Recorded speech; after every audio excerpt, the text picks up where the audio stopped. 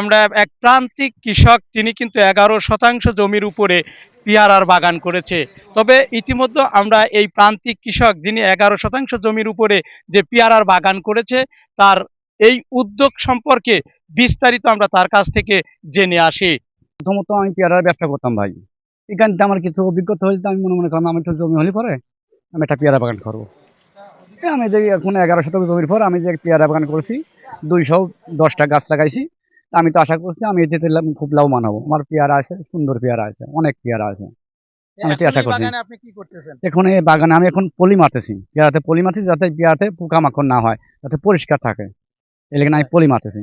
এই পোকামাকড় থেকে রক্ষা পেতে আপনি মাসে কতদিন এই পরিচর্যা করেন বা ওষুধ দেন? ওই ধরেন ওই যখন পেয়ারা মারার আগ পর্যন্ত ওষুধ দেওয়া লাগে, ধরেন বিভিন্ন রকমের ওষুধ আছে, ওষুধ দেওয়া লাগে, পোকা মারার ওষুধ দেওয়া লাগে।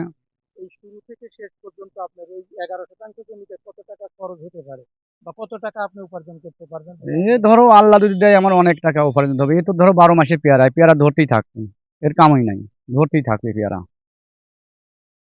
পেয়ারা আসলে মূলত এখন বাজারে কত করে কেজি? এখনো ধরো 60 টাকা কেজি এখনো পেয়ারা বাজারে।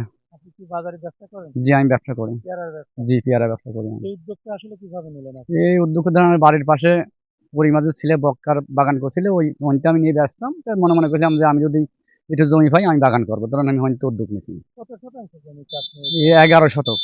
11%? জি এই পরিচর্যা কে করে? আমি করি, আমি নিজেই করি।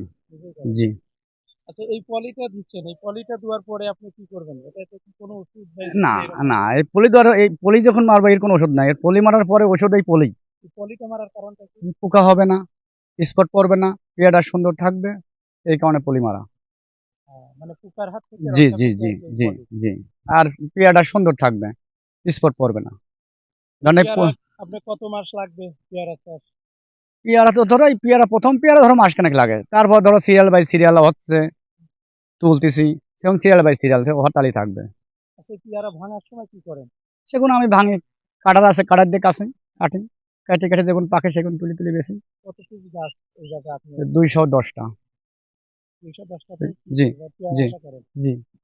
আমি তো আরো অর্ধেকের বেশি পেয়ারা, 3 ভাগের 1 ভাগ রাখছি, আর 2 ভাগ ছিঁড়ে ফেলা দিচ্ছি ছোট গাছগুলো। আপনার নামটা? মোহাম্মদ নজরুল খান। আপনি এই পেয়ারা বাগান করতে কোনো কৃষি অফিসারের কোনো সহযোগিতা পেয়েছেন কিনা? এখন আমি কোনো কৃষি অফিসারের সহায়তা পাই নাই আমি এখনো। আশা করেন কিনা এখন? আশা করি তো পাবো অবশ্যই। আমি যখন চাষি, চাষ করতেছি, আমি যখন পেয়ারা বাগান করতেছি, আমার তো আশা আছে একদিন একদিন পাবো যেমন। প্রত্যেকটা ফসলে আসলে পোকামাকড় হয়, জি। কিন্তু আপনি এইটা থেকে পরিত্রাণ পেতে আপনি কোথায় যোগাযোগ করেন? আমি তো যোগাযোগ করি, আমি তোমার এই ওষুধের দোকানেই যাই, ওষুধের দোকানে সাজেশন যাই। গুলো কার কাছ থেকে নেন? সাজেশন গুলো আমি ধরো যারা বড় বড় বাগান করছে আমি তাদের কাছে সাজেশন নিই। আপনার নাম? আমার নাম মোহাম্মদ নজরুল খান। প্রিয় দর্শক, ইতিমধ্যে দেখতে পাচ্ছেন আমরা কিন্তু একজন প্রান্তিক কৃষক নজরুল খাঁ, তিনি কিন্তু 11% জমিতে যে পেয়ারার বাগান করেছে, নিজেই কিন্তু উদ্যোগ নিয়েছে।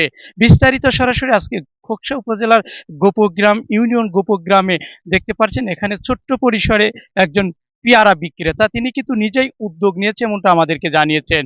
আমরা সরাসরি আজকে তার সঙ্গে এই 11% যে পেয়ারার বাগান, সেই বাগানে এসেছি এবং তার সঙ্গে কথা বলেছি। তিনি কিন্তু, আমরা দেখেছি যে এই পেয়ারার প্রত্যেকটা গাছেতে কিন্তু পেয়ারা যে কড়ি সেটি কিন্তু এসেছে। তবে আমরা দেখেছি কিছুক্ষণ আগে কিন্তু তিনি প্রত্যেকটা গাছে যে পেয়ারা রয়েছে সেই পেয়ারাতে পলি মেরেছে। আসলে পলি মারার কারণটা কি সেটা আমরা তার কাছ থেকে জেনেছি, এবং তিনি কতটা এই পেয়ারার বাগান থেকে কতটা স্বাবলম্বী হবে সেটাও কিন্তু আমরা বিস্তারিত জেনেছি। তো দর্শক, গোপগ্রাম থেকে মোহাম্মদ হাফিজুল ইসলাম বকুল, বিটিভি নিউজ, খোকসা, কুষ্টিয়া।